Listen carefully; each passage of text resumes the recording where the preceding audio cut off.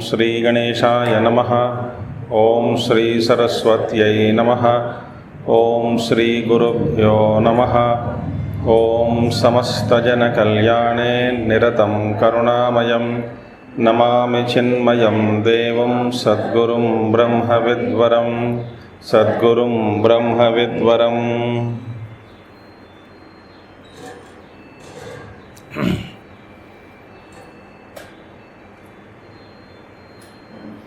ओम व्यासं वसिष्ठनप्तारं शक्ते पौत्रमकल्मषं पराशरात्मजं वन्दे शुकतातं तपोनिधिं।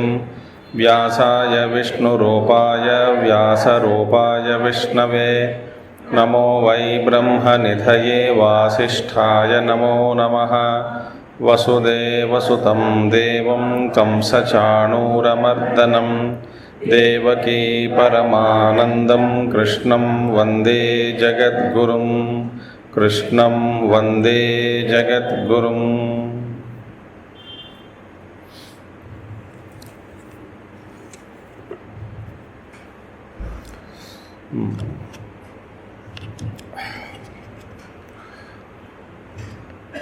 भक्ति योग 12वां अध्याय।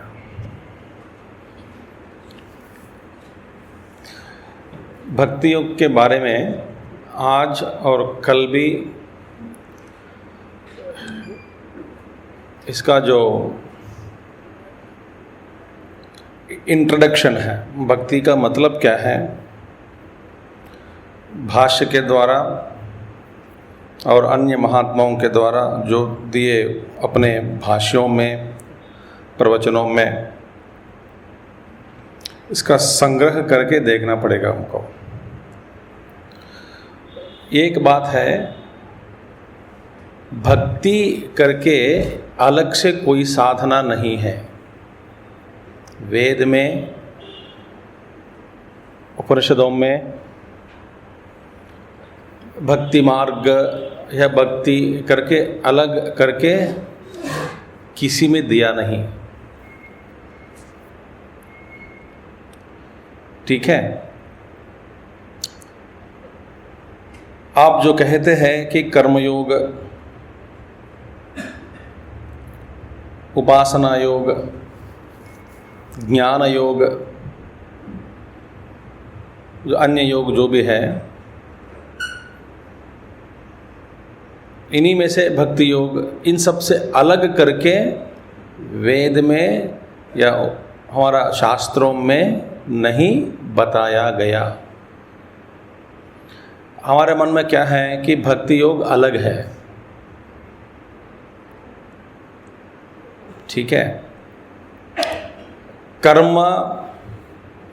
कर्मयोग, उपासना योग और ज्ञान योग, कल हम बड़े विस्तार से और भी देखने का प्रयास करते हैं। कल देखेंगे भी थोड़ा। आज बहुत संक्षिप्त में थोड़ा सा कुछ संग्रह बताएंगे। कर्मयोग में फिर दो विभाग किया गया, सकाम कर्मयोग और निष्काम कर्मयोग। दोनों योग ही बनते हैं। सकाम कर्मयोग भी है, निष्काम कर्मयोग भी है। उपासना में भी दो विभाग है। कल देखेंगे, कल भी देखेंगे। फिर ज्ञान में कोई विभाग नहीं है, ज्ञान योग में। तो भक्ति कहाँ से आया, भक्ति योग कहाँ से आया अभी? क्योंकि हमारे मूर्खता कहो, अज्ञान कहो, भक्ति का जो शब्द, इसका दुरुपयोग भी किया जा रहा है। दुरुपयोग। लोग कहते हैं कि भाई मैं कर्म नहीं जानता, उपासना नहीं जानता, ज्ञान भी नहीं जानता, मेरे पास सिर्फ भक्ति है, तो एकदम बेवकूफ़ है। शास्त्र की परिभाषा में कह रहा हूँ, क्योंकि हम समझते हैं कि भक्ति इन सबसे अलग है, हटकर कुछ मार्ग है, विशिष्ट मार्ग है, आसान है। और भक्ति का जो हमारा जो इसका लक्षण, भक्ति का लक्षण या भक्त का लक्षण, भक्ति का स्वरूप, तो इसका भी कोई शास्त्र का आधार नहीं रखते हैं हम, क्योंकि शास्त्र में भक्ति करके अलग करके किया कहीं नहीं दिया। वेद में कभी सुना क्या भक्ति करके? वेद ही प्रमाण है हमारे लिए। तो भक्ति कहाँ से आया?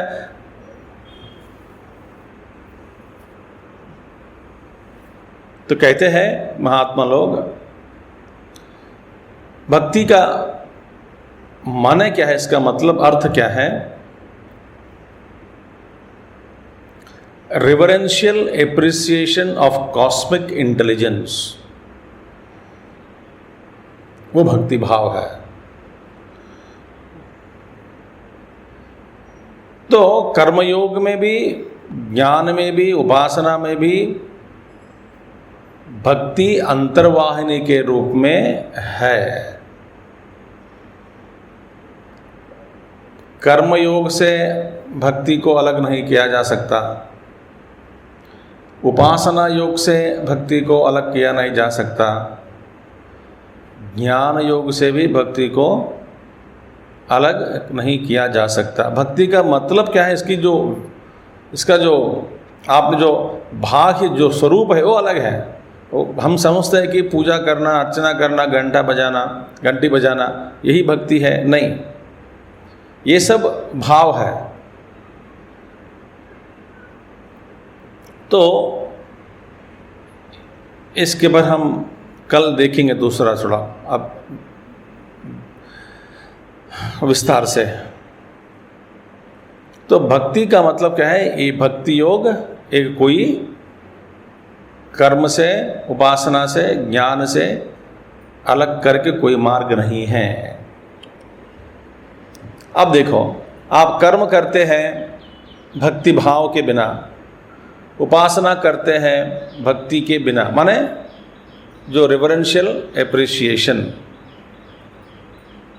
ये समष्टि का जो कोई आधार है, विनम्र भाव है उस प्रति, ये विनीत भाव समष्टि के प्रति, ईश्वर के प्रति, जगत का आधार जो है उनके प्रति, ये विनीत भाव के बिना आप कोई भी साधना करते हैं, वह साधना अधूरा ही रह जाता, उसमें परिपक्वता या पूर्णता कभी आपको नहीं मिलेगी।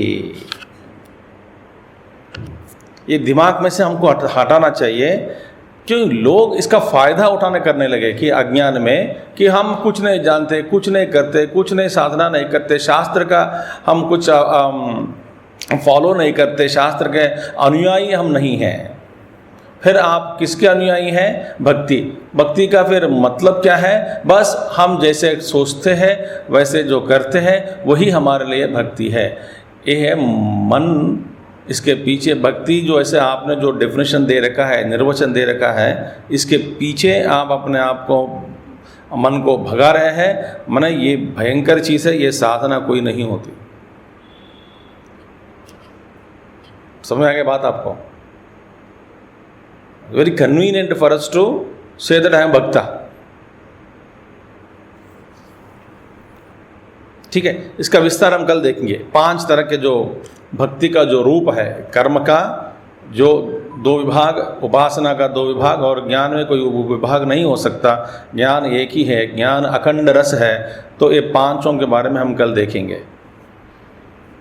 ठीक है, तो पहले मैंने सबसे पहले ये अर्थ हमने मन जो बैठा के रखा है कि कर्म से अलग भक्ति है, ज्ञान से भक्ति अलग है। तो हम सोचते हैं कि कर्मयोग, ज्ञान योग, भक्ति योग और ज्ञान में उपासना योग अलग अलग है। जैसे त्रिवेणी संगम में सरस्वती जी को न यमुना से न गंगा जी से अलग किया नहीं जा सकते हैं, क्योंकि सरस्वती अंतर्वाहिनी रूप में गंगा जी के साथ भी थी है और यमुना जी के साथ में सी भी है, दोनों के साथ में है। सूत्रे मणिगणा इव, जो सूत्रे मणिगणा इव, जैसे भगवान कहते हैं सूत्र रूप में मैं हूँ, ये सारे जो मणि के रूप में मेरे मुझ में ही स्यूत है, अनुस्यूत। इसी तरह भक्ति का जो प्रवाह कर्म में भी है, उपासना में भी है और ज्ञान में भी है। बात पक्की हो गए, समझ में आ गया? तो भक्ति माने अलग कोई साधना नहीं है, ठीक है। इसीलिए जो बड़े बड़े भक्त हैं उन भक्तों के पीछे क्या है? ज्ञान है। अब तुलसीदास जी को ले लो, क्या तुलसीदास जी के कितना ज्ञान है, ज्ञान का भंडार है रामचरितमानस। वो ज्ञान अंदर है, निक्षिप्त है, वो ज्ञान ही इनका आधार है, फिर भक्ति के रूप में प्रकट हुए हैं। जो उपासना करते हैं, उपासना का आधार क्या है? भक्ति ही है। भक्ति के बिना उपासना क्या बात है? भक्ति के बिना कर्म अब कर सकते हैं? अरे हमारा जो हनुमान जी का मस्तकाभिषेक का कार्यक्रम संपन्न हुआ, मगर वो बड़ा कर्म है, कर्म था, कर्मयोग था। तो ये भक्ति के बिना यदि किया जाए वो तो होता है क्या? तो भक्ति को कभी अलग नहीं कर सकते हैं। ऐसा मैंने भक्ति को अलग नहीं करके, भक्ति जो है, भक्ति माने इन्वर्टेड कामास, इसका हमने और भी ऊंचा कर दिया या नीचे गिरा दिया क्या? बताओ, ऊंचा कर दिया। देखिए, और भक्ति माने भावुक बनना भक्ति नहीं होती। कभी भी ये परमात्मा भगवान ने कभी भी हमको ये वचन नहीं दिया तुम कर्म छोड़ दो, ज्ञान छोड़ दो, उपासना छोड़ दो, सिर्फ भक्ति करो। भाई ये कर्म ज्ञान उपासना छोड़कर कैसे भक्ति किया जाए बताओ?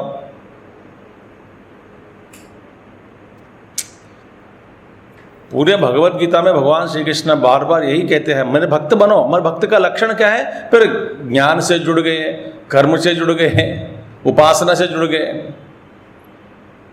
है कि नहीं? अब गीता में दिखाइए मुझे, भक्ति करके ज्ञान से, कर्म से, उपासना से अलग करके भगवान ने कुछ न और कुछ समझा दिया हो, बताइए मुझे। आप कहोगे भक्ति का लक्षण अद्वेष्टा सर्वभूतानां। भैया अद्वेष्टा, द्वेष किसी का द्वेष नहीं करता। क्यों नहीं करता? क्यों? सब कुछ अपना ही स्वरूप है, मेरा ही स्वरूप है, अपने आप से द्वेष कैसे कर सकते हैं? तो ये सब मेरा ही रूप है। ये ज्ञान है या भक्ति है बताओ?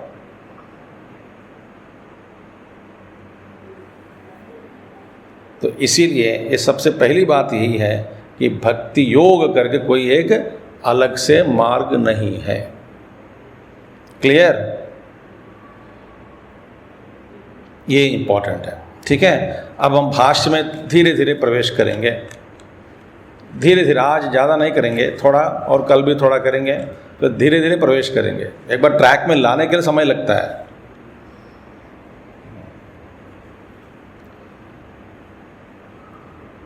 जैसे कि एक कवि थे, वैसे कि आप हिंदी में भी ऐसी होगा, उन्होंने तेलुगु में इनका क्या कहते हैं, आखिर में हर श्लोक में, एक श्लोक में उन्होंने किया, एक बड़े कवि थे, उन्होंने किया कि रसोई घर में सब कुछ अच्छा अच्छा बना दिया, माने सब्जियां, चटनी सब कुछ ठीक है, एकदम बढ़िया सा बनाया, मगर नमक डालना भूल गया, तो रुचि कहाँ से है? इसी तरह भक्ति के बिना कर्म या नहीं तो उपासना या नहीं तो ज्ञान में भी पूर्णता, सफलता या सिद्धि नहीं मिलेगी। मगर भक्ति का अभिप्राय क्या है, इसका अर्थ क्या है? पूजा पाठ घंटे भजना ये नहीं, ये एक तरह का एक भाव हो सकता है, एक व्यक्तिकरण हो सकता है, व्यक्ति माने एक व्यक्त हो सकता है एक रूप में, अभिव्यक्ति हो सकती है, मगर ईश्वर के प्रति, इस जगत के जो आधार जो है उनके प्रति विनम्र भाव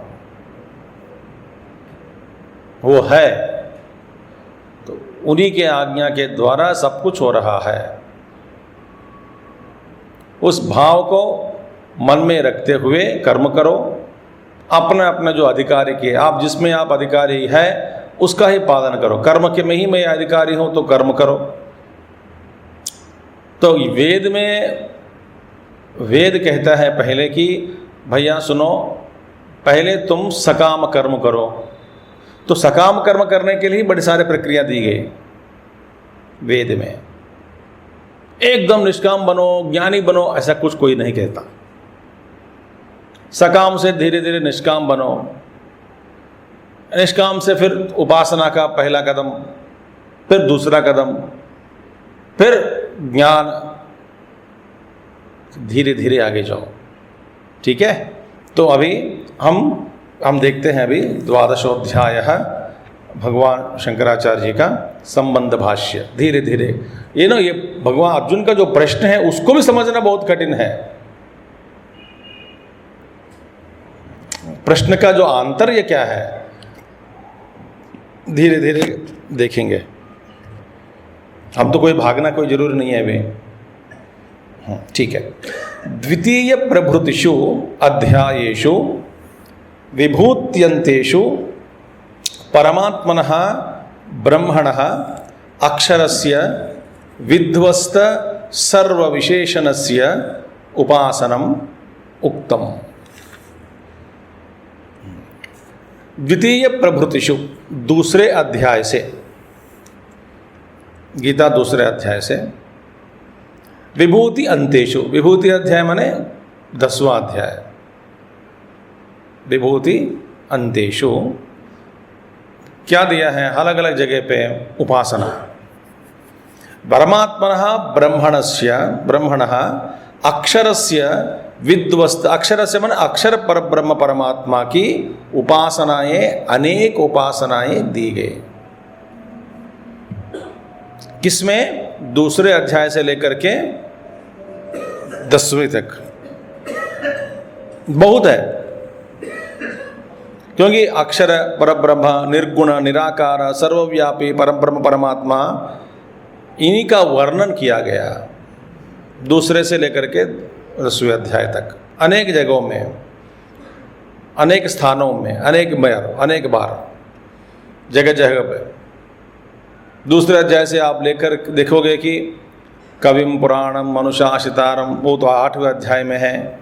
और ये परमात्मा का जो तत्व है निर्गुण निराकार है, निस्त्रैगुण्यो भव अर्जुन, तुम तो निस्त्रैगुण्य भव, त्रैगुण्य विषया वेदाः,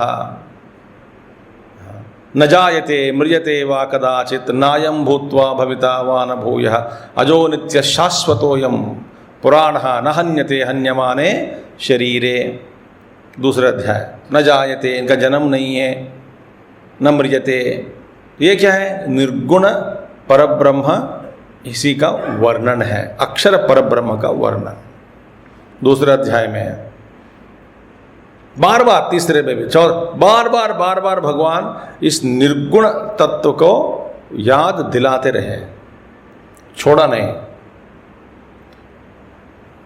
अलग अलग जगह पे। फिर बाद में कहते हैं कविम पुराणम अनुशासितारम अणोरणीयान समनुस्मरेद्यः सर्वस्य धातारम अचिन्त्य रूपम आदित्यवर्णम तमसः परस्तात्। ये सब क्या है? अक्षर परब्रह्म क्या है?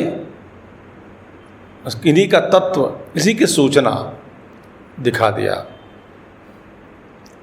और दूसरे अध्याय में क्या? 10वें अध्याय में भी विष्ठभ्य अहम कृष्णम एकांशेन स्थितो जगत, मैं ही सर्वव्यापक हूँ। 7वें में कहते हैं कि मैं सूत्रे मणिगणा इव, मैं सब में स्यूत हूँ, अनुस्यूत हूँ। मैं, मेरा तत्व भी जीव प्रकृति, परा प्रकृति, अपरा प्रकृति।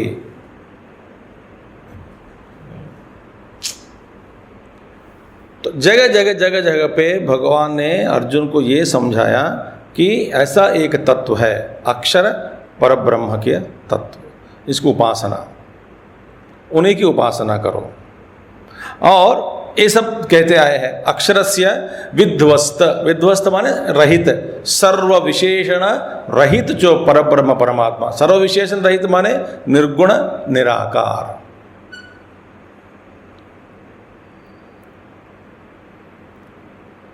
निर्गुण निराकार, कोई विशेषण नहीं है,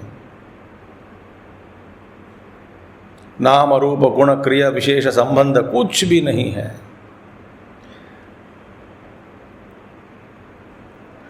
विध्वस्त सर्व विशेषणस्य उपासनम उक्तम। उपासना माने समीप, उपा माने समीप। अच्छा, यहां तक समझ में आ गई बात। दूसरे अध्याय से लेकर के 10वीं तक भगवान ने जगह जगह पे अक्षर पर ब्रह्म की उपासना या न तो भक्ति जो भी है बताया। ठीक है। अच्छा, इसके बाद आचार्य कहते हैं सर्व योगेश्वर्य योग ऐश्वर्य सर्वज्ञान शक्तिमत्व सत्वोपादेः ईश्वरस्य तव च उपासनम तत्र तत्र उक्तम। इधर उधर माने जगह जगह पे ये भी भगवान ने दिया सर्व योगेश्वरस्य सर्व योगेश्वर्य सर्वज्ञान शक्तिमत्व सत्वोपादेः ईश्वर। तो ईश्वर का क्या है? सर्वयोग, सर्वयोगेश्वर ईश्वर है ना, सर्वशक्तिमान सर्वव्यापी सर्वज्ञ। तो सर्वयोगेश्वर्य सर्वज्ञान सर्वशक्तिमत्व, ईश्वर की जो उपाधि क्या है? सत्व उपाधि। सत्व उपाधि है ईश्वरस्य, जिसकी उपाधि शुद्ध सत्व है। वैसा ईश्वर का ही भी उपासना तव च उपासनम, ईश्वरस्य उपासनम, ईश्वर का उपासना भी माने निर्गुण निराकार तत्व के बारे में बताया। फिर ईश्वर जो है सत्व उपाधि, यहाँ उपाधि है कि नहीं ईश्वर की? निर्गुण निराकार माने अक्षर पर ब्रह्म में कोई उपाधि नहीं है, no attributes. One is attributeless infinite pure consciousness which is Brahman. It has been pointed out. Also Ishwar Upasana, who is ईश्वर? सत्व उपाधि है।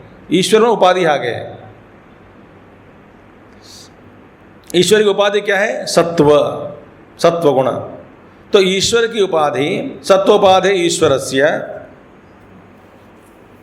ईश्वर एज सृष्टिकर्ता स्थिति लयकारक। तो ईश्वर सत्वोपाधि ईश्वरस्य उपासनम तत्र तत्र च उक्तम। मन्मना भव मद्भक्तः मद्याजी माम नमस्कुरु। जगह जगह पे मन्मना मद्याजी मामे वैश्यसि युक्त्वैवम् आत्मानं मत्परायणाः। ये भी क्या होता है 9 चैप्टर में, 9 चैप्टर 9वां अध्याय में आखिर जो श्लोक जो है भगवान मन मना भव, मद भक्त मेरे भक्त बनो, मद याजी मेरा ही यजन करो, माम नमस्कुरु मेरा ही नमस्कार करो। इतना क्यों? मामेव युक्त्वा, मेरे साथ ही तुम युक्त हो जाओ, एक हो जाओ। आत्मानमत परायणाः, तो मेरे आत्मा बनोगे, माने मुझ में और तुझ में कोई फर्क भेद नहीं रहेगा। ऐसी उपासना करो, ईश्वर की उपासना करें, आराधना करें। तो अक्षर पर ब्रह्म परमात्मा की भी उपासना के बारे में भी गीता में दिया गया और ईश्वर उपासना भी दिया है।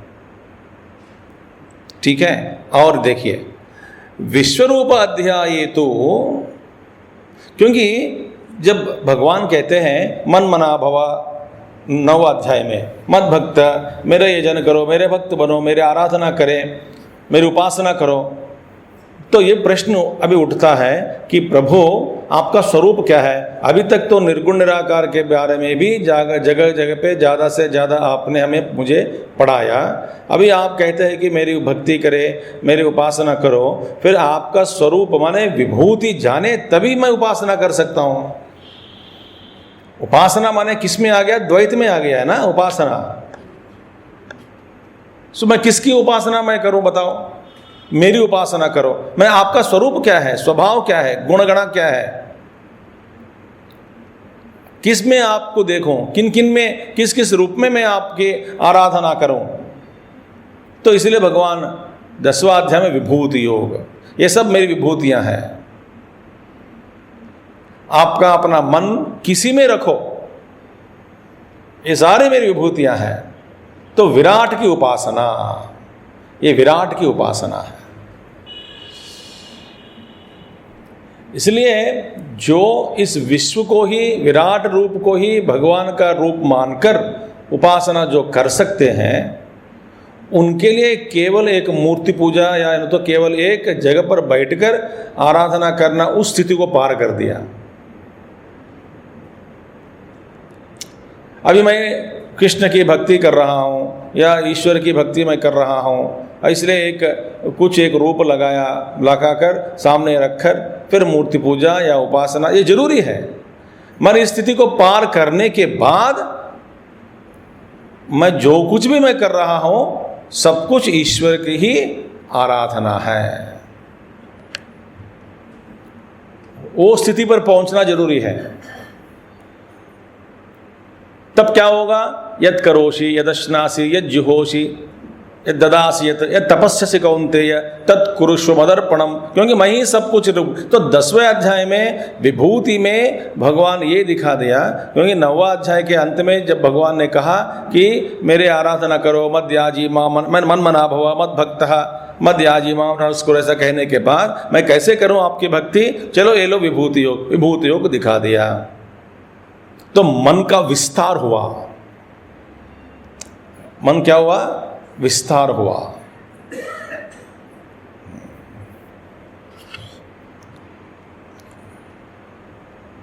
बुद्धि का भी विस्तार होता है।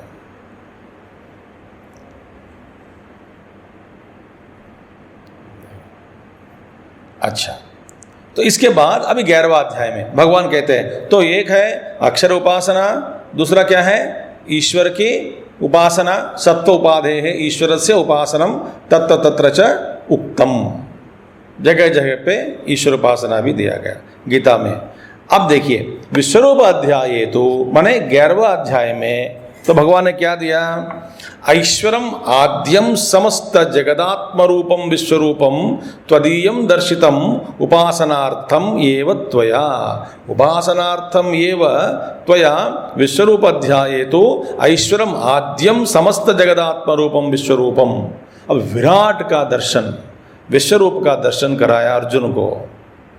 समस्त जगदात्म रूपम, जगदात्मा के रूप में, माने जगत ही वो है, उन्हीं का स्वरूप, परमात्मा का स्वरूप। परमात्मा इस जगत से अलग नहीं है, जगत ही आपका स्वरूप है।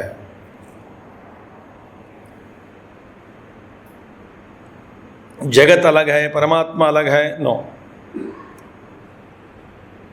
देखिए आद्यम रूपम, आद्यम रूपम, भगवान अर्जुन कहते हैं ना, आप तो आदि पुरुष है। त्वमादिदेवस्य विश्वस्य परन्निधानम, परम निधानम, आप ही इस जगत का आश्रय है, आप ही जगत के रूप में प्रकट हुए हैं, आप ही है ये सब कुछ। तो आद्यम रूपम, आप ही आदि है, क्योंकि आपके बाद ही इन सब का जन्म हुआ।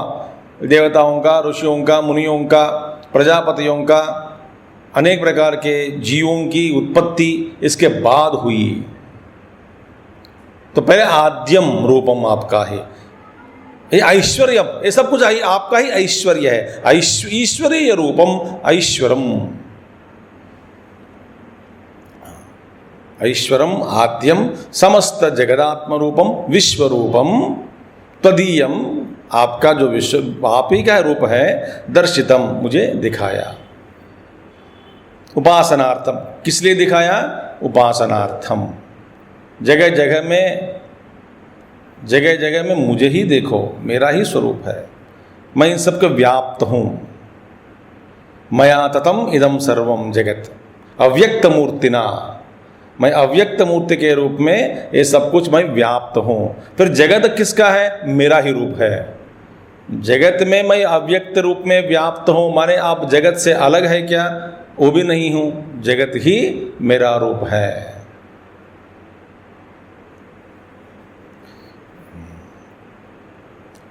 तो ऐसे धीरे धीरे धीरे आचार्य शंकर हम सबको पढ़ा रहे हैं कि तो अक्षर ब्रह्म की उपासना एक है, सत्वपाद ईश्वर से उपासना उत्तम। 11वां अध्याय में ऐश्वरम तदीयम दर्शितम उपासनार्थम एव त्वया, आप ही के द्वारा ये मुझे दर्शन, आप ही के द्वारा मुझको ये दर्शन हुआ, आप कृपा से ही, आपकी कृपा से ही मुझे ये दर्शन, ऐसा अद्भुत दर्शन मिला। तच्च दर्शयित्वा उक्तवान, अब आप विश्वरूप दर्शन कराने के बाद, हाँ 11वां अध्याय के अंत में आप और एक बात कही, दर्शयित्वा, इस ऐसा दर्शन को दिखाने के बाद, माने कराने के बाद, मुझे अपना विश्वरूप को दिखाने के बाद, उक्तवान असी, क्या उन्होंने कहा? मत कर्मकृत इत्यादि। आखिर में क्या कहा? मत कर्मकृत मत परमो मत भक्त संग वर्जित। 11वां अध्याय में इसका आखिरी श्लोक, निर्वैर सर्वभूतेषु यः समामेति पांडव, ये आखिरी श्लोक है। ऐसा विश्वरूप दिखा दिया, अब मैं कहाँ करूं, क्या करूं, कैसे करूं? बोले मत कर्मकृत।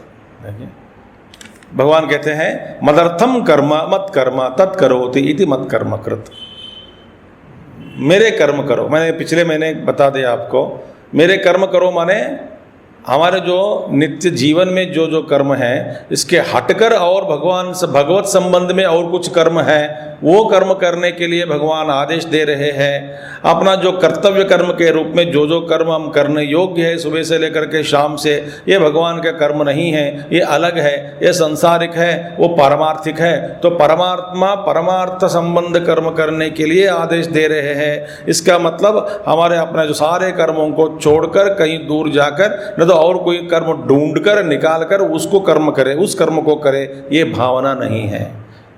फिर मत कर्म कृत माने पहले जानो कि अहंकार को छोड़ दिया, समर्पण बुद्धि के द्वारा हम जीने लगे। वास्तव में हम जो कुछ भी कर रहे हैं वो सब ईश्वर का ही कर्म है। इस जानने के बाद फिर कोई अलग नहीं है। तो भगवान देखो, भगवान स्वयं घोड़ा चलाया, घोड़े के जब थक गए पानी पिलाया, रोज वो रथ की साफ सफाई करते थे, और खड़े रहकर अर्जुन को बिठाने के बाद ही वो अपने रथ स्थान पर चलाने का चालक के जो रूप में जो थे, तो भगवान श्री कृष्ण अपने तो सीट पर बैठकर बाद में चलाया, रथ को चलाने लगे। पहले अर्जुन को बिठाया, घोड़ों की संरक्षा सुरक्षा, नहलाना, उसको धोना, खिलाना पिलाना, ये सब काम किए। क्यों?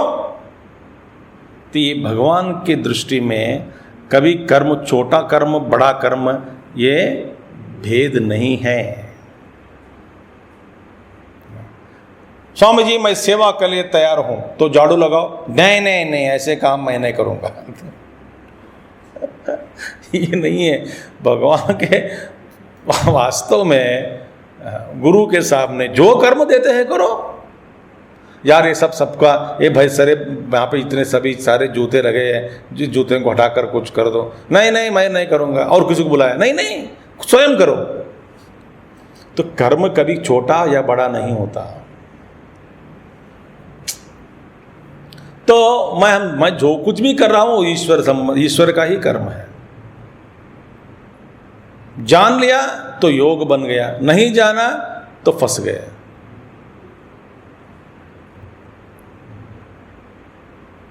आप अचानक आप सोचते माने उदाहरण के लिए मैं कह रहा हूँ कि आप यदि सोचेंगे कि देखिए ये प्रवचन करना अच्छा काम है, सुबह सुबह शाम खाना बनाना, खिलाना पिलाना, लड़ाई करना सबसे, और बच्चों के पीछे दौड़ दौड़ कर खिलाना पिलाना, ये सब बेकार काम है, ये संसार है। अच्छा, साधना का मतलब क्या है?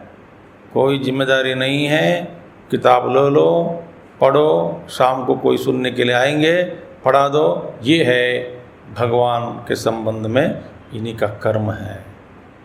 अच्छा, यदि आप ऐसे सोचेंगे तो कल से मैं उधर बैठूंगा,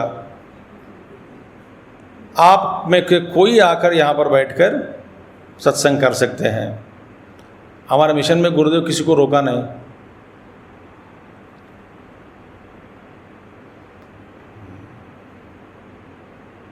होता क्या?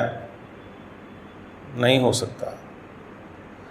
इसीलिए हम जिस कर्म के लिए अधिकारी है वही कर्म भगवान देते हैं। आप बच्चों को जो कर्म देते हैं, छोटा छोटा काम देते हैं, क्या जो कर सकते वही काम देते हैं या बड़े बड़े काम देते हैं बच्चों को? मेरे मुन्नू चिन्नू 3 साल का लड़का ये बड़ा बकेट पानी का उधर उठाकर बाथरूम में रखे, वो लागू कर सकते क्या? ऐसा काम कोई नहीं देता। तो चिन्नू मुन्नू को कैसा काम देंगे? बस बेटा हाँ ये चम्मच लेके उधर रखे आओ, एक खाली ग्लास किचन में रखे आओ, और वो सोचेगा नहीं मैं बड़ा कर्म कर सकता हूँ। तो कर नहीं सकते हैं। क्यों? तेरी उपाधि जो है स्थूल शरीर का है बहुत छोटा है अभी। तो आगे बढ़ोगे, मजबूत बनो, बढ़ो, तब तुमको 2-2 बकेट उठाने के काम मैं दूंगा। अब नहीं कर सकते हैं। तो जो कर्म हमें मिलता है कर्तव्य के रूप में, वही भगवान की आराधना। मैंने ये कह रहा हूं कि वही भगवान की आराधना समझकर करो, ये नहीं कह रहा हूं। वही भगवान की आराधना ये जानकर करो। जानो, समझना नहीं। You don't have to think but it is a fact. तो मत कर्मकृत इत्यादि, इत्यादि माने मत कर्मकृत, मत भक्तः, मत परमो, मत भक्तः, संगवर्जितः, निर्वैर सर्वभूतेषु, किसी के साथ वैर नहीं है, भगवान ने कह दिया इत्यादि। अतः अभी ईश्वर अर्जुन के मन में एक प्रश्न उठ गया। कौन सा यह प्रश्न है? देखिए, बार बार अब अक्षर की तारीफ करते हैं, अक्षर परब्रह्म की तारीफ करते हैं, प्रशंसा करते हैं, कभी कभी उत्कृष्ट उपाधि दे देते हैं, और कभी कहते हैं मेरी उपासना करो, मूर्ति सगुण साकार की उपासना, मत कर्मकृत, मत परमो, मत भक्तः, ये भी कीजिए। तो अनयोहो अतः अहम अनयोहो उभयोहो पक्षयोहो, इन दोनों के पक्ष में, इन दोनों के पक्ष में माने एक प्रश्न, please don't be absent mentally even for a moment. This question is important. Question आप जैसे समझते वो ऐसा नहीं है। देखेंगे इसीलिए धीरे धीरे। तो अनयोहो अतः अहम, मैं, अनयोहो उभयोहो पक्षयोहो, इन दोनों में, इन दोनों के बीच में, उभय पक्षों में, एक पक्ष क्या है? निर्गुण निराकार की उपासना। उभयोहो पक्षयोहो विशिष्टतर बुभुत्सया त्वाम पृच्छामि इति।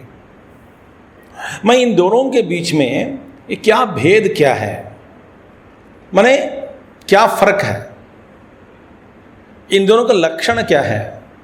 मैं विशिष्टता माने इन दोनों में विशिष्टता क्या है, श्रेष्ठता किसमें है, विशिष्टता क्या है? बुभुत्सया, जानने की इच्छा मैं रखता हूँ, इसीलिए त्वाम पृच्छामि, इसीलिए मैं आपसे ये प्रश्न पूछता हूँ।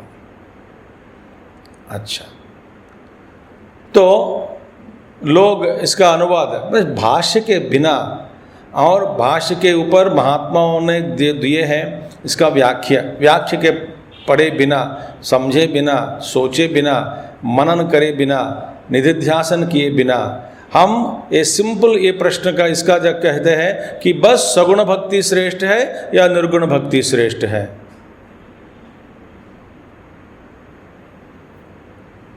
अर्जुन ने पूछा, भगवान ने कहा कि निर्गुण भक्ति करना मुश्किल है, इसलिए सगुण भक्ति करो। अच्छा, तो भक्ति माने अलग से कर्म मत करो, उपासना मत करो। हाँ, शास्त्रम प्रमाणन्ते, क्या है आपके जीवन में प्रमाण? शास्त्र बिल्कुल नहीं है। क्यों? भक्ति माने मुझे एक लाइसेंस मिल गया, शास्त्र से हटकर जीने का लाइसेंस। वैसा आदमी सोचते हैं खुद। शास्त्र को भाई देखिए, देश में कहाँ, मैं नाम नहीं लेना चाहता हूँ, कुछ प्रांतों में यही विभेद चल रहा है अभी, और अखबार वाले, टीवी वाले बुला बुला कर और भी चढ़ा रहे हैं। वर्तमान में जो हो रहा है, मैं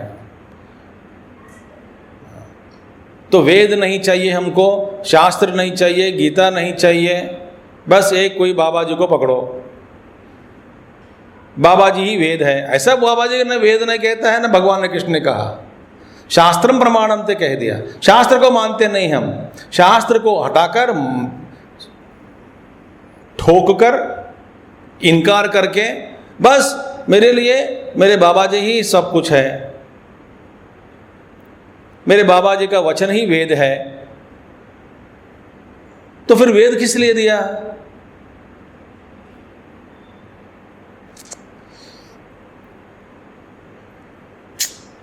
बहुत कुछ हो रहा है, वहाँ बहुत शोर मचा रहे लोग, विभेद पैदा हो गया। आप जानते हैं कि नहीं, बताना है आपको, स्फुरण हुआ ये नहीं हो, मुझे वो नहीं मालूम।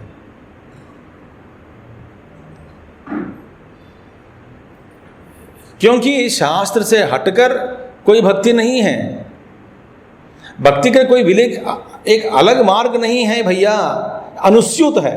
किसके साथ? कर्म, उपासना, ज्ञान में अंतर्वाहिनी है ये।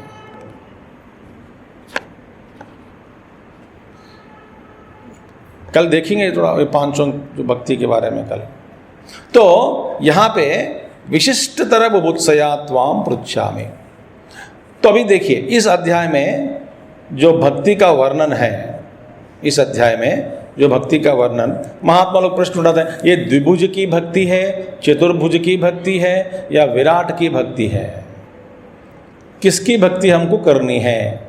द्विभुज माने 2 हाथ वाले, चतुर्भुज माने 4 हाथ वाले विष्णु जी की आराधना करें। ये ना जो समझा रहे भक्ति, किसकी भक्ति करें, ये बड़े महात्मा में विवाद हो गया।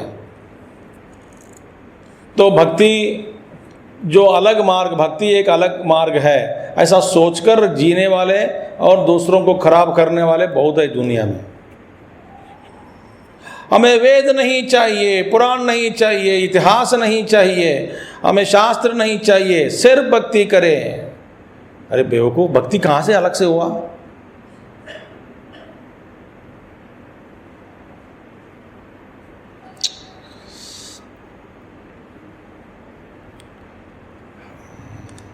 तो इसीलिए इसमें क्या है, किसकी उपासना भक्ति क्या करनी है? क्योंकि कुछ महात्मा लोग कहते हैं, इसके ऊपर विवाद करने लगे, विवाद या चर्चा करने लगे समझो।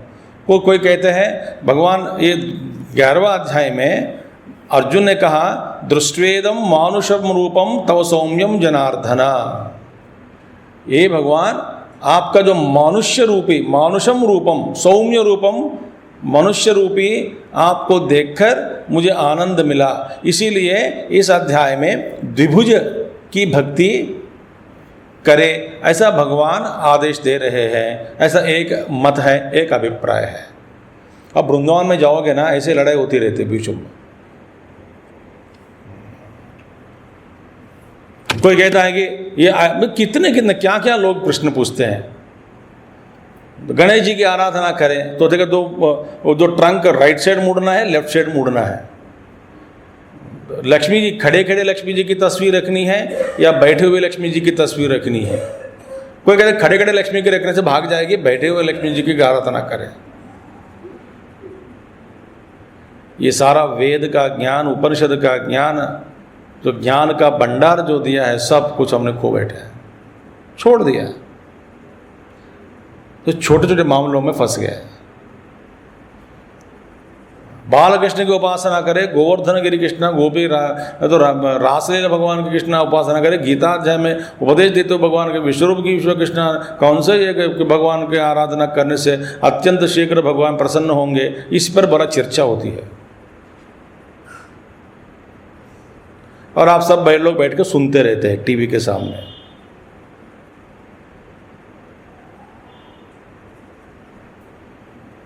पागल बना है।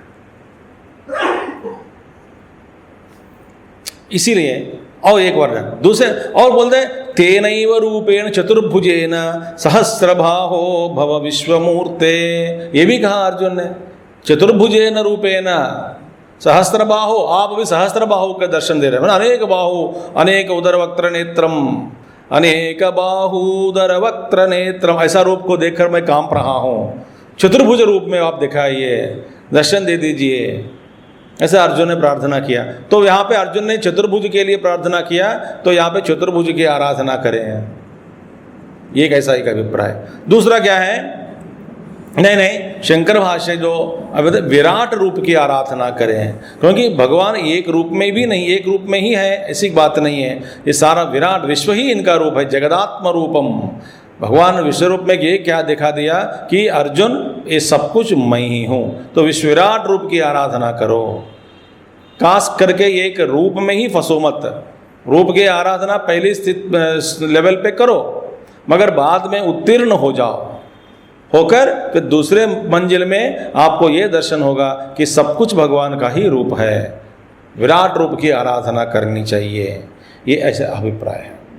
क्योंकि एक और मानुषम रूपम माने 2 हाथ वाले मनुष्य रूपी, चतुर्भुजेन में 4 हाथ वाले हैं, ये दोनों ऐसा शब्द प्रयोग किया अर्जुन के द्वारा 11वां अध्याय में। तो लोग सोचते हैं, कई कोई लोग कहते हैं मनुष्य रूपी भगवान की आराधना करनी चाहिए, कोई कहते हैं कि चतुर्भुज की आराधना करनी चाहिए, और शंकर भाष्य के अनुयायी अद्वैत जो वेदांती लोग कहते हैं कि विराट ही भगवान का रूप है, तो उस विराट रूप के आराधना करें।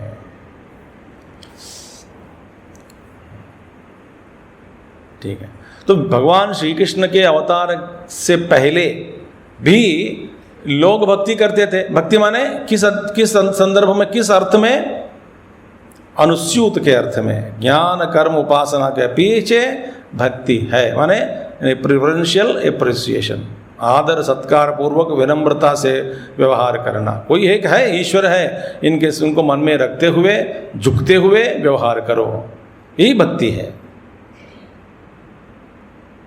तो भगवान श्री कृष्ण के अवतार के पूर्व भी भक्ति चल रही थी, फिर रामावतार से पूर्व भी ये है।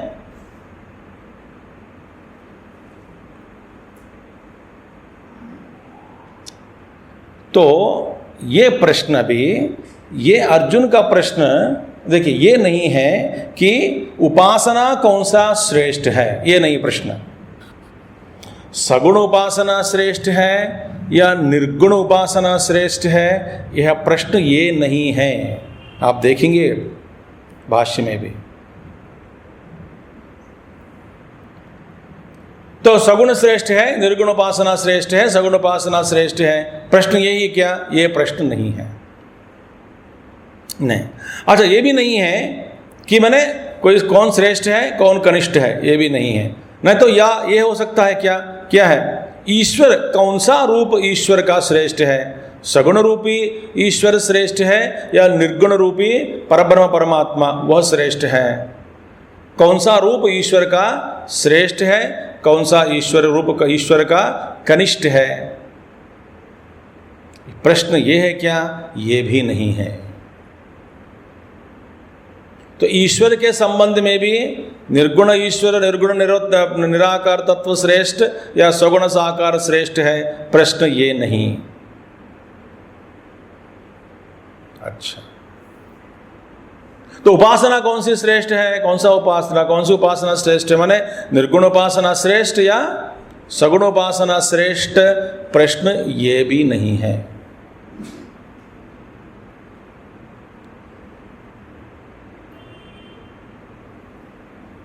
सुन रहे ध्यान से? फिर प्रश्न क्या है भैया, फिर क्या पूछना चाहते हैं अर्जुन? प्रश्न ये है कि इन दोनों वेत्ताओं में कौन आपको पूर्ण रूप से जानते हैं?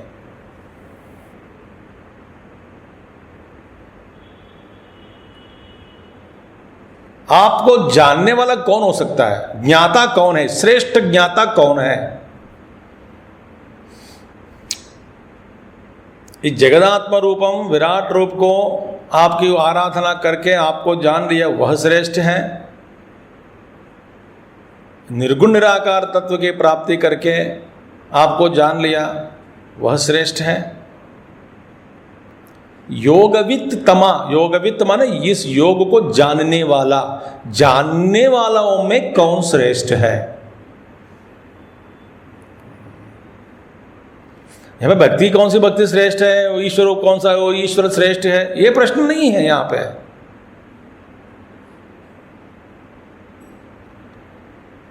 योगवित्त, योगवित्त माने योग को जानने वाले, तो जानने वालों में कौन श्रेष्ठ है, माने कौन आपको सही रूप से समझा।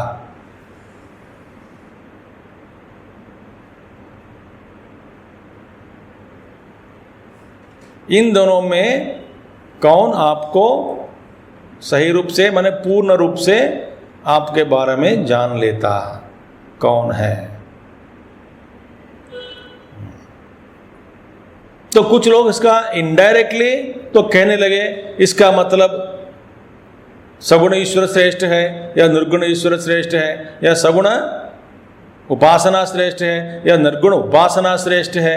ये भगवान का अभिप्राय नहीं है, क्योंकि यहाँ पे आप मैं कल हम बताएंगे आपको बड़े विस्तार से कि यह प्रश्न ही गलत है।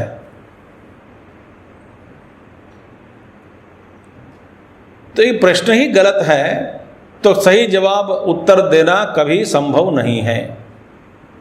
मैं आपसे एक प्रश्न पूछूंगा, अच्छा चाय और चाय के कप, इन दोनों में से आप एक को चुन लीजिए। क्या कहा आपने? चाय की कटोरी और चाय, इन दोनों में कौन सा श्रेष्ठ है? चाय की कटोरी श्रेष्ठ है या चाय श्रेष्ठ है? यह प्रश्न ही गलत है, क्योंकि दोनों समतल में हो तभी इस दोनों के बीच में कोई हमको कोई विकल्प सामने आ गया, चॉइस दिया गया, तब हम चुन सकते हैं, है ना? है कि नहीं?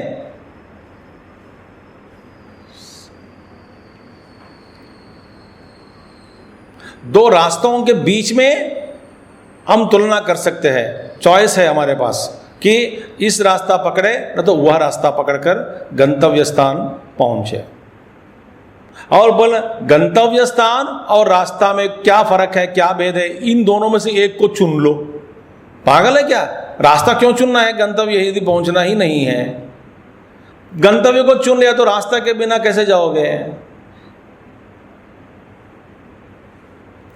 इसी तरह है निर्गुण और सगुण, इन दोनों में नहीं, ये एक नहीं है, क्योंकि ये चॉइस नहीं है। सगुण भक्ति के बिना निर्गुण भक्ति नहीं हो सकती। तो चॉइस कहाँ दिया आपको?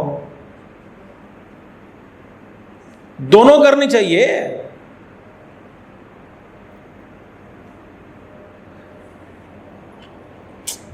लोग ऐसे कहते हैं कि बस मैं सगुण भक्ति मुझे पसंद नहीं है, पूजा पाठ मूर्ति पूजा, सगुण में भी तीन लेवल्स हैं, 2 लेवल्स हैं उपासना में भी। मुझे ये पसंद नहीं है, मैं निर्गुण उपासना की मैं बहुत पसंद करता हूँ।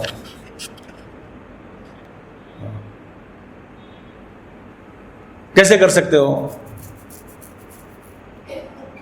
इसलिए वेद में सकाम कर्म, निष्काम कर्म, फिर उपासना में 2 भाग, फिर बाद में ज्ञान, धीरे धीरे धीरे आपको हाथ पकड़कर ले जाता है वेद।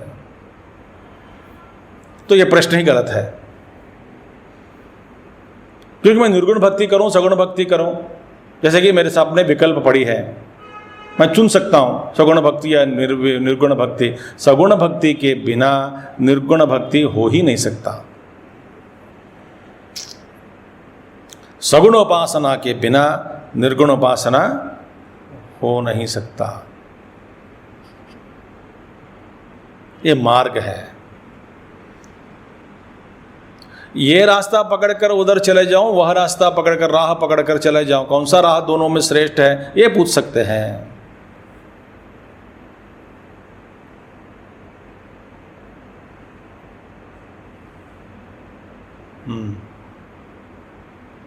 पर प्रश्न गलत है।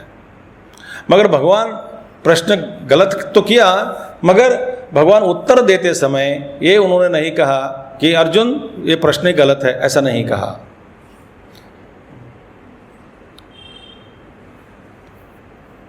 क्योंकि अधिकारी का प्रस्ताव यहां पर हो रहा है। अधिकारी, निर्गुण भक्ति में अधिकारी कौन हो सकता है, सगुण भक्ति में अधिकारी कौन हो सकता है,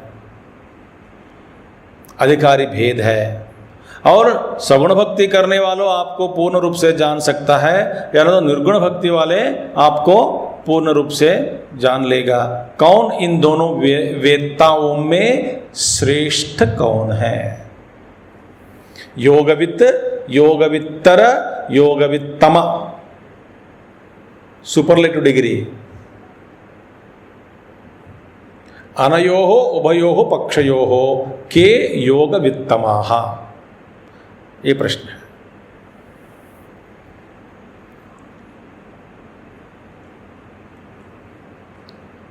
ठीक है, ये है। आप घोड़ा कुंभार की कहानी सुनो, पढ़ो आप। महाराष्ट्र में जो उनकी जो भक्ति, घोड़ा कुंभार बड़े कृष्ण की भक्ति आराधना करते थे। मैं जब तक ये मन में भेदभाव है, मैं अलग हूँ, कृष्ण से अलग हूँ, वो गर्व भी चढ़ गया। आखिर में उनको समझाया गया, बताया गया कि वास्तव में मुझ में और ईश कृष्ण में अंतर नहीं है।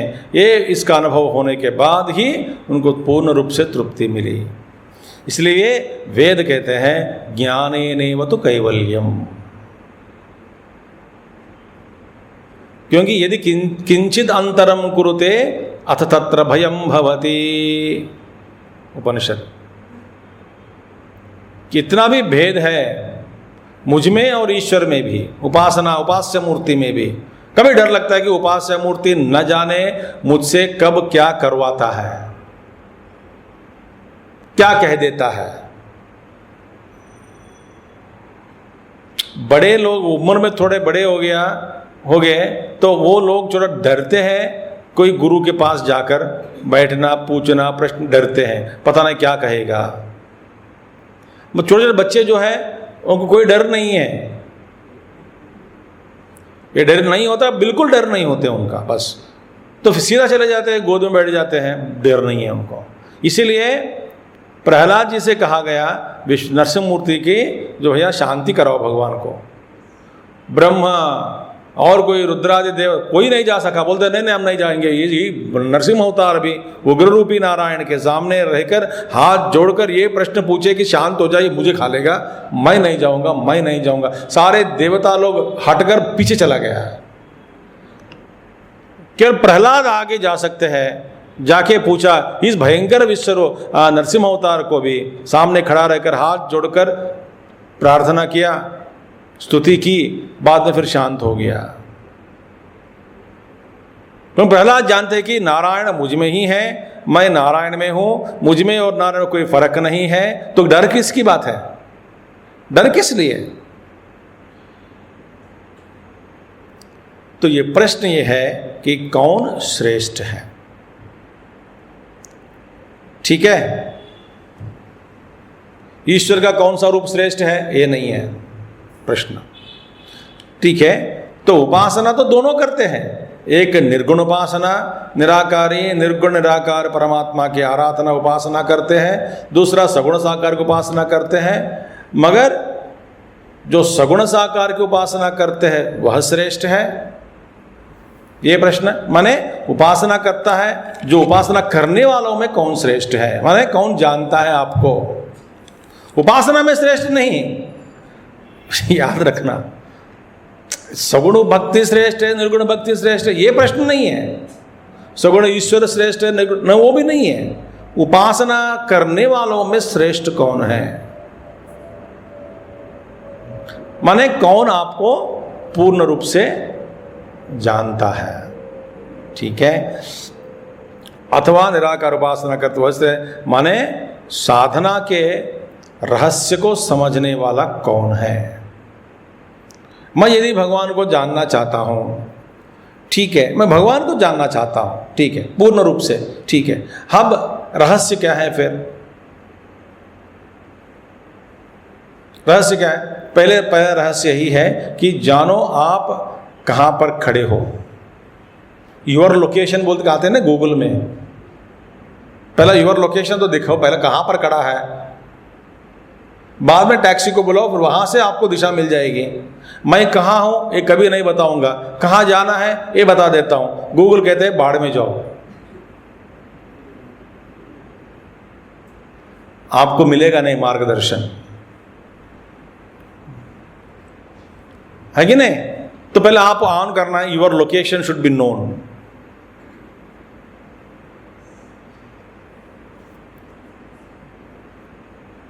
तो दो चीजें, आप कहां खड़े हैं और कहां जाना है, तभी आपको मार्ग मिलेगा, है कि नहीं बताओ। इसी तरह आप कहां खड़े हैं अभी, माने स्थिति कहां है, आप अधिकारी किस लिए है, किसके लिए अधिकारी है अभी। माने आप निर्गुण भक्त की अधिकारी बन गए या सगुण भक्त की अधिकारी बन गए हैं। आपकी जो स्थिति क्या है, मानसिक स्थिति क्या है, बौद्धिक स्थिति क्या है, पहले अपने आप को जान लो। जान लो माने ज्ञान के रूप में नहीं, स्थिति के रूप में। अब मेरे लिए उपासना ही श्रेष्ठ है, इसीलिए सबको एक ही मार्ग देना गलत है। ये भी गलत है, मैं कई बार सुना हूँ हमारा मिशन में ही, गुरुदेव के जो कलम क्या है, का गुरुदेव के जो आराधना करने पूजा सामग्री, उनका कलम है, उनका कागज है, उनका ये है, उनका वो सबके लिए लागू नहीं होते भैया। गुरुदेव के लिए सुबह उठकर 3 बजे से लेकर अपना कलम, अपना जो कागज, अपना सिरा माने इंक और बाकी सब सामग्री जो टेबल पे रखने वाले जो रखे काम करते हैं, वो सामग्री ही पूजा सामग्री। ऐसा गुरुदेव खुद ने कहा, मेरे लिए यही पूजा सामग्री है।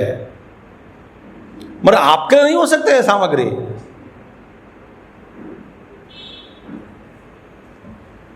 आपके लिए भक्ति सुबह उठकर नहाकर गुरुदेव की पूजा करे, या नहीं तो आराधना करे, शिव जी की आराधना करे या कृष्ण की भक्ति करे, कुछ कुछ सगुण भक्ति करे, अनुष्ठान के रूप में स्वीकार करके कुछ नियम का पालन करे, ये आपके लिए आप इसके लिए अधिकारी है, उसके लिए अधिकारी नहीं है। तो गुरुदेव के जो वो वहां कहकर सबसे कह देते हैं कि बस गुरुदेव ने कहा, गुरुदेव के लिए ऐसे ही सामग्री हुई, पूजा सामग्री है, तो आपके लिए भी अपना कर्म पूजा सामग्री है, ये सबके लिए लागू नहीं हो सकता।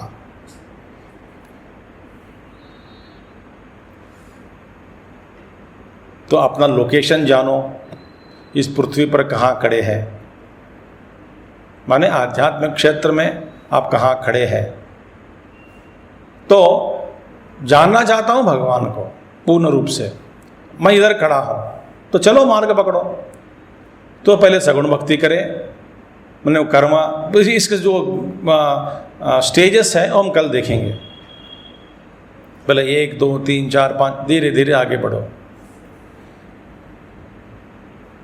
परशुराम जी 12 साल ये सब उनका ये सर्वी राजाओं को मारने के बाद उनका मानसिक स्थिति भी ठीक नहीं थी, कलंक प्राप्त हुआ। तो उन्होंने ऐसे में चले गए महात्मा जी के पास। तो सुना जाता है कि 12 साल उन्होंने तपस्या की।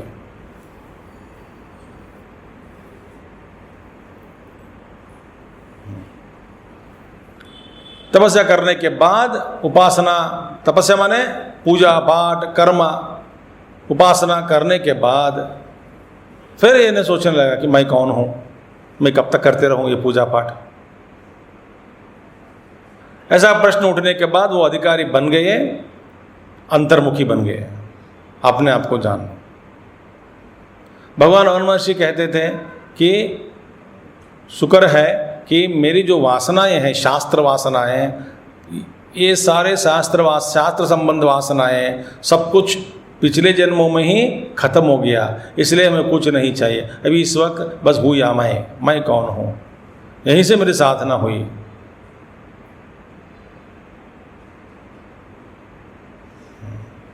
गुरुजी कहते हैं कि मैं भी जैसे रमण महर्षि ने किया मैं भी कर सकता हूँ, चटाई ले सकता हूँ, लेट सकता हूँ, प्रश्न पूछ सकता हूँ, बाद में नींद आ जाएगी सो जाऊँगा। भगवान रमण महर्षि के लिए मैं कौन हूँ करके अपने आप बोले, वहीं पे शरीर छोड़ दिया। मरण क्या होता है, श्वास बंद कर दिया, बंद हो गया, फिर अपना तो शरीर छोड़ दिया उस समय, तो मृत्यु का दर्शन किया उन्होंने। फिर उस सोचा कि मैं तो हूँ, तो मरने वाला कौन है, ऐसा अनुभव उनको हुआ।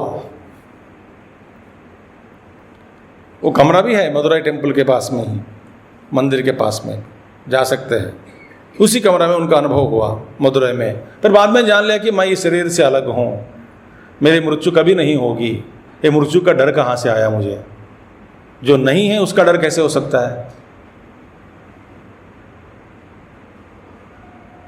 तो वहाँ तक पहुँच गए, तो जन्म जन्मांतर साधना के द्वारा। इसीलिए हमारी यात्रा शुरू होती है हम जहाँ हैं वहीं से।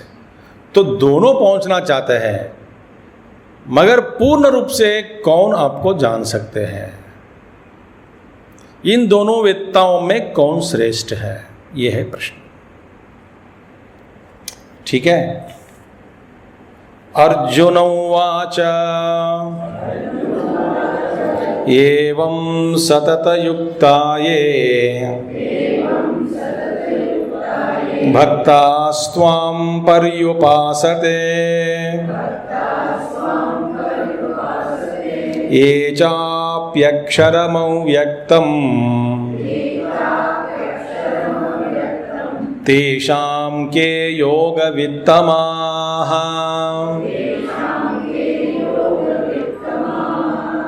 अर्जुन उवाच एवं सततयुक्ताये भक्तास्त्वां पर्युपासते ये चाप्यक्षरमव्यक्तं तेषां के योगवित्तमाः।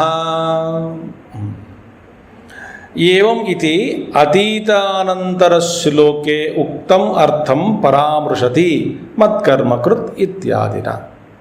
एवं, एवं माने दस, ये ऐसे है। आप एक लेक्चर देते हैं, पहला शब्द देयरफॉर, ऐसा शुरू कर सकते हैं क्या लेक्चरबाजी में।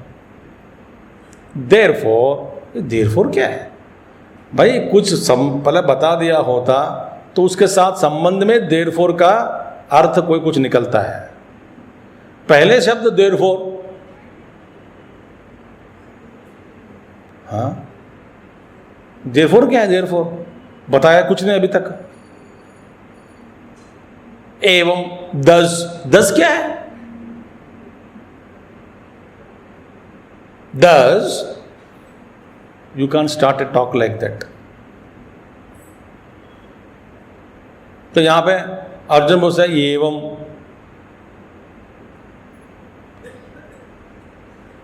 गुरुदेव के प्रवचनों में ऐसे ही हम सुनते थे। पहला प्रश्न ही, पहला जब शब्द ही पिछले दिन के जो आखिरी शब्द के साथ जोड़कर सुनना है। जो उस दिन पहले दिन नहीं आया, दूसरा दिन सीधा पहुंच गया सुनने के लिए, पहले 10 मिनट तक कुछ समझ नहीं आता उसको, तो क्या कह रहे हैं।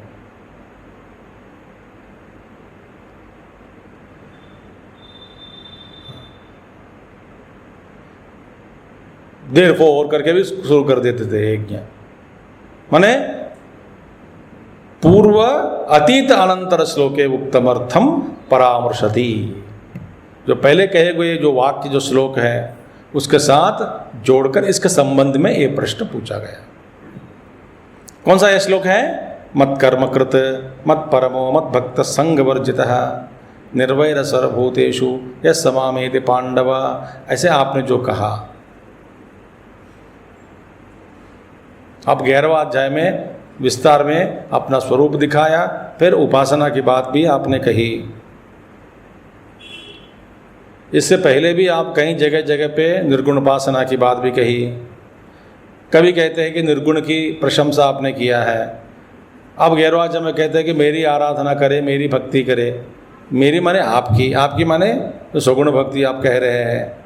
विराट की उपासना करें, आपकी जो विश्वरूप की उसकी आराधना करे, चतुर्भुज की आराधना करे या द्विभुज की आराधना करे, माने ऐसे भक्ति करने वाले भी हैं आपके पास।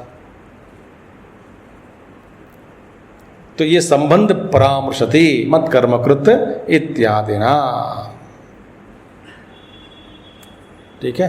इसका निर्देश वह पूर्व श्लोक जो है वो उसका ही ये निर्देश करता है, इसको निर्देश। आगे की कहानी पिछले श्लोक से संबंध है। आगे क्या उपदेश पिछले श्लोक से, पिछले अध्याय में आखिरी श्लोक से संबंध है, इसके संबंध में है, ठीक है।